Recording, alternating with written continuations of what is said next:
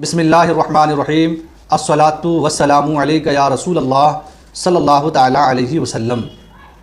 آج میں مدینہ منورہ کے فضائل کے تعلق سے چند احادیث اور بارگاہ مصطفیٰ علیہ الصلاۃ والسلام کی حاضری کے آداب کے تعلق سے چند باتیں پیش کرنے کی سعادت حاصل کرنے جا رہا ہوں۔ مدینہ شریف کے فضائل کے تعلق سے بہت ساری روایات ہیں، بہت ساری احادیث میں فضائل موجود ہیں۔ صرف 2 حدیثیں سماعت کریں۔ مسلم شریف جلد نمبر 1 صفحہ نمبر 442۔ ام المومنین حضرت عائشہ صدیقہ رضی اللہ تعالی عنہا بیان فرماتی ہیں کہ جب ہم لوگ مدینہ منورہ آئے تو یہاں ایک وبائی بخار پھیلا ہوا تھا۔ حضرت ابو بکر صدیق، حضرت بلال رضی اللہ تعالی عنہما بیمار پڑ گئے۔ جب حضور صلی اللہ علیہ وسلم نے صحابہ کرام کی بیماری دیکھی تو آپ نے دعا فرمائی، اے اللہ، تو نے جس طرح مکہ شریف کو محبوب بنایا ہے اسی طرح مدینہ شریف کو بھی محبوب بنا دے، بلکہ اس سے بھی زیادہ محبوب بنا دے اور مدینہ شریف کو صحت بخش بنا دے۔ جواہر البحار میں امام سمہودی رحمۃ اللہ علیہ فرماتے ہیں کہ ہم نے آنکھوں سے دیکھا ہے کہ جس نے غبار مدینہ سے شفا مانگی پھر وہ شفا یاب ہو گیا۔ ابن زوالہ بیان کرتے ہیں کہ ایک شخص رسول اکرم صلی اللہ تعالیٰ علیہ وسلم کے یہاں حاضر ہوا، اس کے پاؤں میں پھوڑے تھے۔ حضور صلی اللہ علیہ وسلم نے اپنی نشست گاہ کی چٹائی کے ایک کونے کو اٹھایا اور اپنی شہادت کی انگلی پہ لعاب دہن لگا کر مٹی پر لگایا اور یہ کلمات ادا کیے، بسم اللہ ریق بادنا بتربت ارضنا یشفی سقیمنا باذن ربنا۔ اس کے بعد آپ نے انگلی مبارک پھوڑے پر رکھی، یوں ہوا جیسے کہ پہلے ہی ختم ہو چکے تھے۔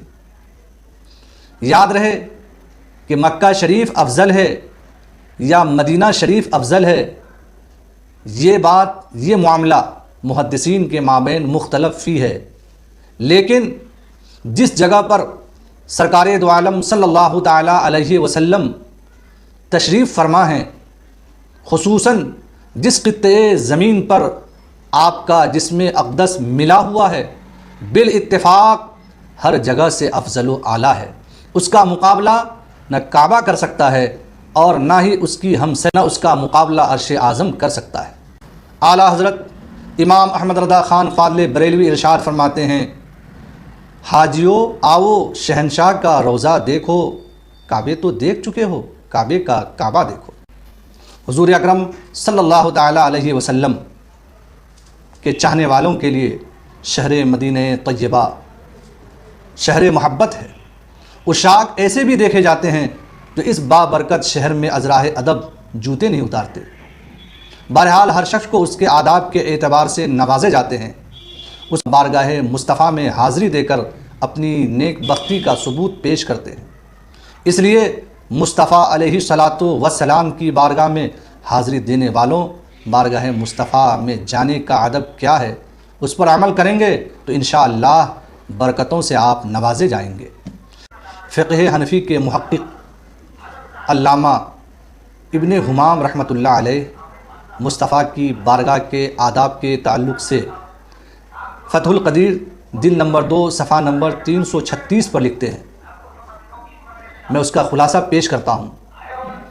جب خوش قسمت شخص مدینہ منورہ کے قریب پہنچ جائے، مدینہ منورہ سے باہر ہی غسل کر لے، پھر داخل ہو یا وضو کرے، لیکن غسل کر لینا افضل ہے، اور صاف ستھرے کپڑے پہنے اور نئے کپڑے پہنے زیادہ فضیلت رکھتے ہیں۔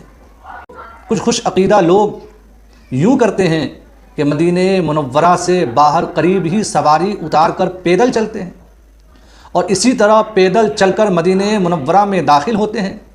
یہ فعل بہت اچھا ہے، اور یہی نہیں بلکہ ہر وہ کام جو ادب و جلال کا آئینہ دار ہو وہ اچھا ہے۔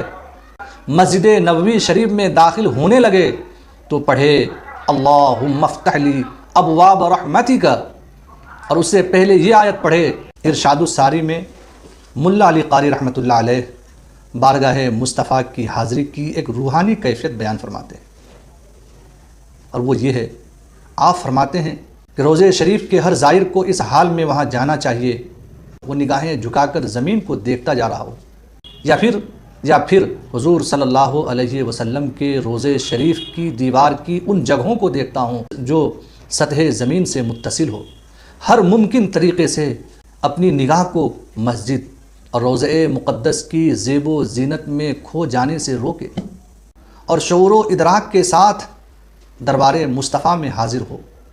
حضور صلی اللہ علیہ وسلم تمہاری آمد و رفت، تمہارے سلام عرض کرنے، بلکہ تمام افعال و احوال سے باخبر ہے، آمد و رفت سے باخبر ہے۔ اعلیٰ حضرت فرماتے ہیں تو زندہ ہے واللہ، تو زندہ ہے واللہ، میری چشم عالم سے چھپ جانے والے۔ فتح القدیر میں علامہ ابن حمام رحمۃ اللہ علیہ امام مالک رحمۃ اللہ تعالیٰ علیہ کے تعلق سے فرماتے ہیں کہ امام مالک رحمۃ اللہ علیہ مدینہ شریف کا ادب اس قدر کرتے کہ آپ مدینہ شریف کی گلی کوچوں میں سوار ہو کر سواری پر نہیں چلتے بلکہ پیدل چلا کرتے تھے۔ بارگاہ مصطفیٰ علیہ صلاۃ وسلام میں حاضری کے آداب ان لوگوں سے منقول ہیں جن کو قرآن و حدیث کے علوم پر دسترس حاصل ہے، قرآن و حدیث کے علوم پر مہارت رکھتے ہیں۔ ایسی عظیم شخصیت کی تحریروں سے بارگاہ مصطفیٰ میں حاضری کے آداب منقول ہیں، قیامت تک ان کی مثال نہیں مل سکتی۔ اس لیے بارگاہ مصطفیٰ میں جانے والوں آداب بارگاہ مصطفیٰ کی حاضری کا خیال رکھیں۔ دعا ہے کہ اللہ تعالی ہم سب کو سرکار دو عالم صلی اللہ علیہ وسلم کے روضہ شریف کی حاضری نصیب فرمائے اور مصداق بنے من زار قبری فوجبت لہو شفاعتی، جس نے میری قبر کی زیارت کی اس کے لیے میری شفاعت واجب ہے۔ آمین۔